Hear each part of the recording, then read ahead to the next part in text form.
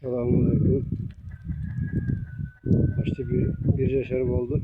Polşa tay. Atası polşa, iğnesi İngiliz çağım. Boyu 1 aylık var. 11 aylık oldu.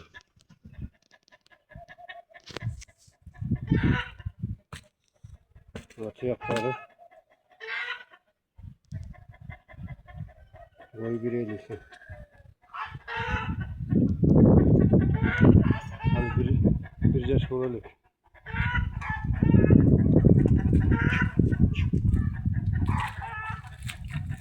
Yoş.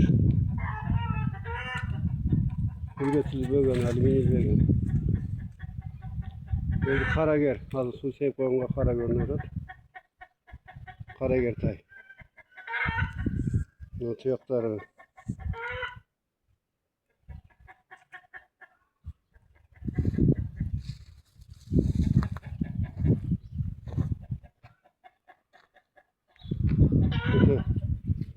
Koro aksetecekse söktecekse için.